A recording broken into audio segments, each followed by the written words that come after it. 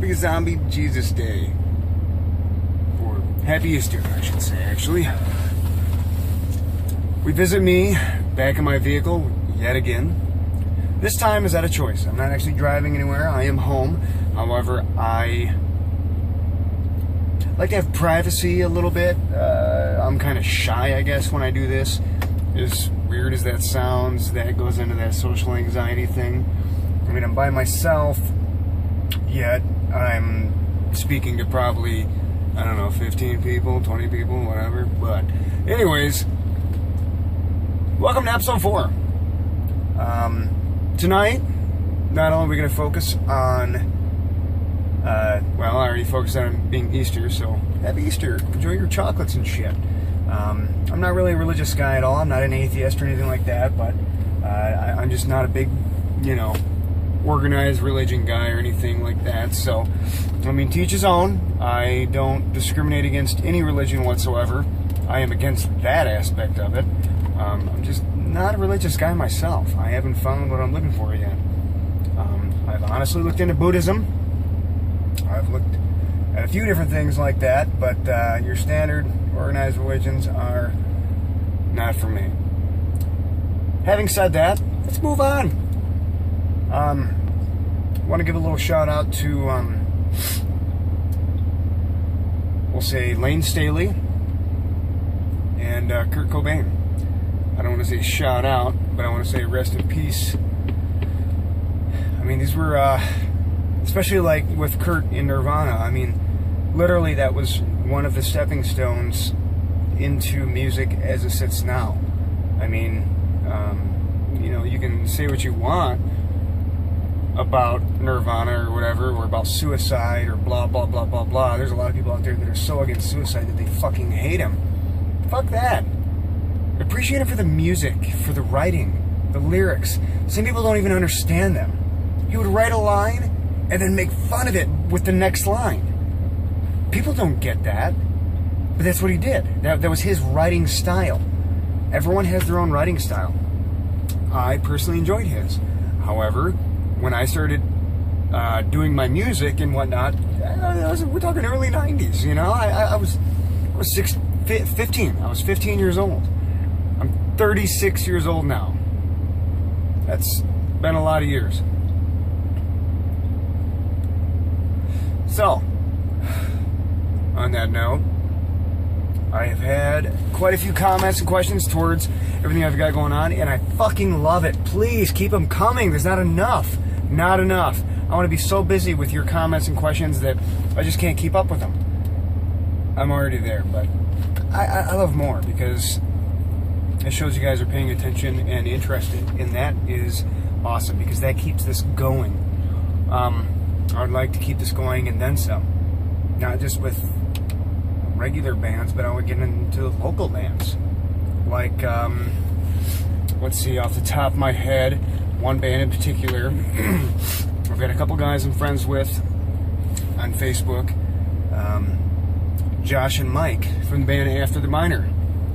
I've listened to you guys recently. I fucking dig that shit. Listen to them. After the Minor. Look it up. One plug. Number 2, I have had questions on what I'm listening to currently. Honestly, I'm not listening to a whole lot of new music. I mean, I have been listening to some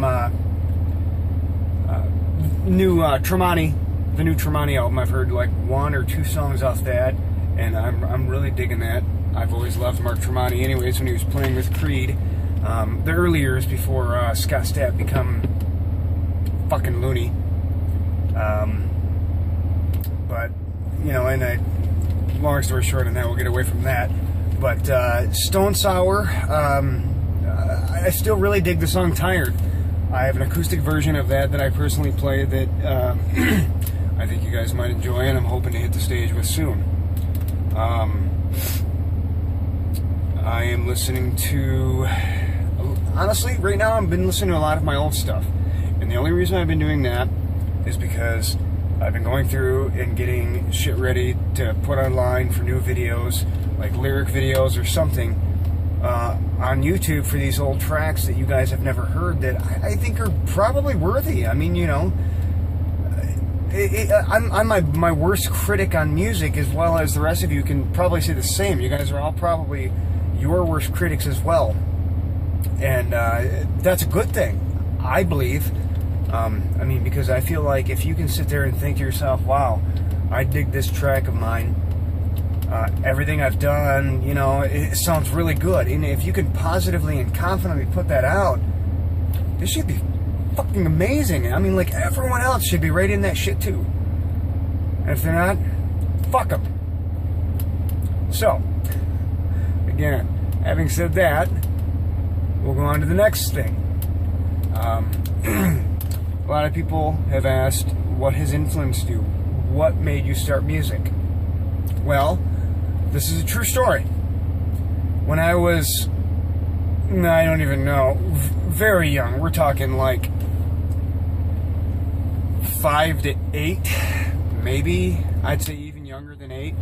I had this little drum kit thing that when you opened it up, it had like little maracas, it had drumsticks, I think it had tambourine, a bunch of little shit in there. And I want to say I had a little plastic guitar or some shit, or maybe that was separate. I just remember my mom asking, you know, Wayne, what do you want to be when you grow up? What do you want to be? And I was like, I want to be a porn star. And I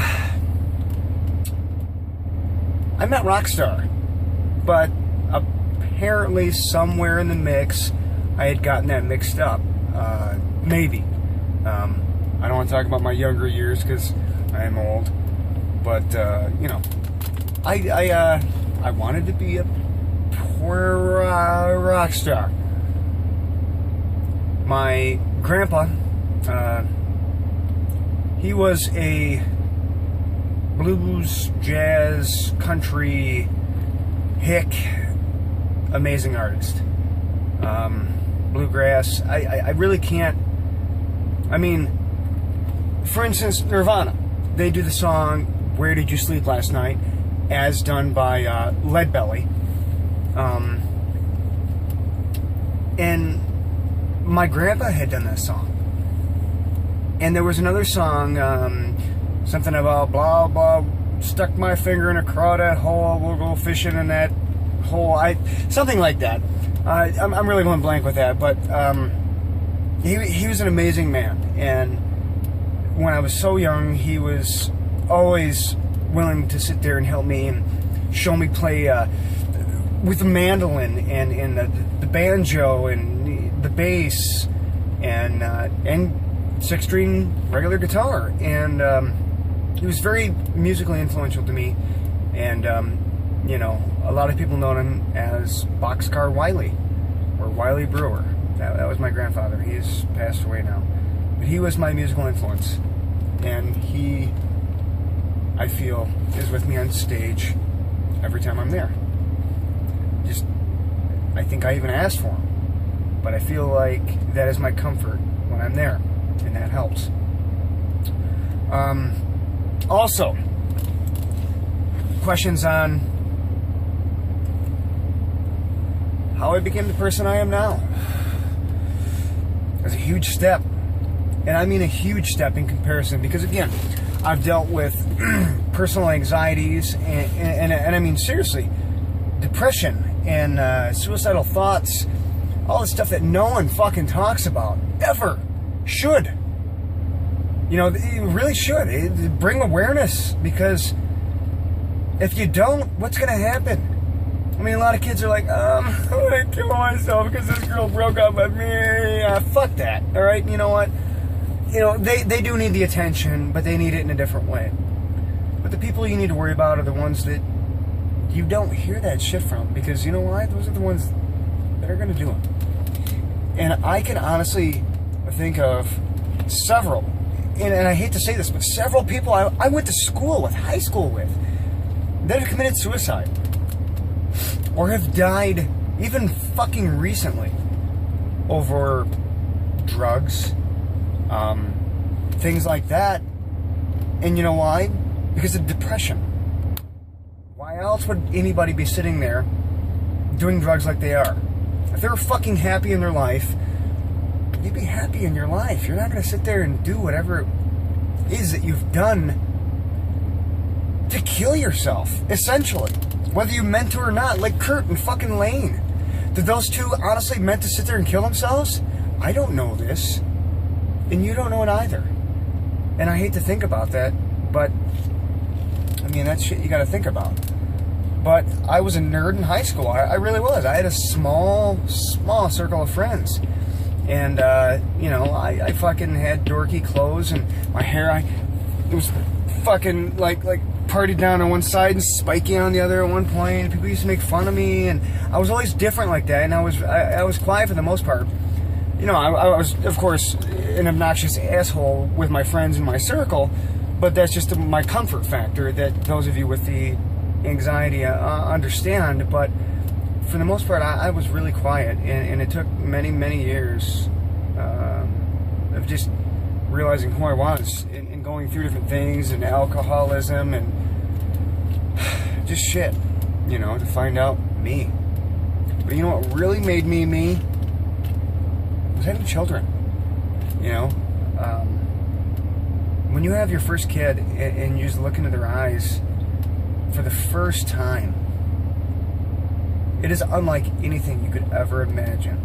And those of you that are parents know exactly what I'm talking about. So when I say you could ever imagine, yes, you can imagine, and you know what I'm talking about. But I'm telling you, it is an unimaginable feeling for those of you who don't have children. It is just like, I did this, I created this. You know, that's a part of you, and it's staring back at you, and you're just like, wow. You gotta grow up. You gotta get rid of the Peter Pan syndrome. You know, and you gotta do what you gotta do. And that's why I am where I'm at now. Partially. You think I'd love to be on tour? You think I've had a chance to be on tour? Abso-fucking-lutely. You think I could be out there making fucking $5 an hour on tour? Yes. Yes. You know, I understand. Musicians and on tour, it sucks. The only way you make fucking money is on ticket sales. Actually, no, you don't even make money off ticket sales. You make money off of merchandise. I mean, that's really it. It sucks. But I'm looking at my timer on my phone, and I have like a minute left before it's gonna die.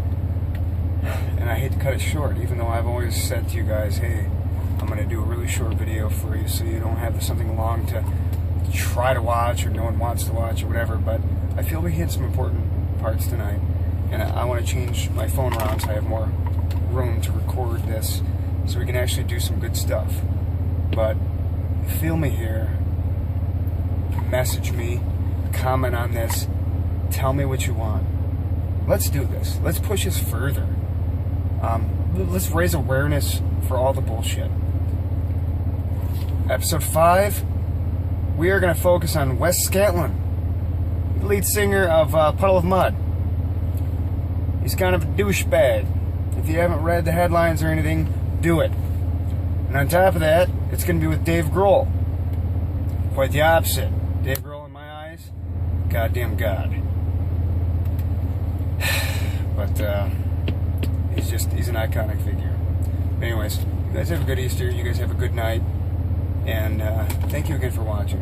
I really do appreciate it. More than anything. Thank you.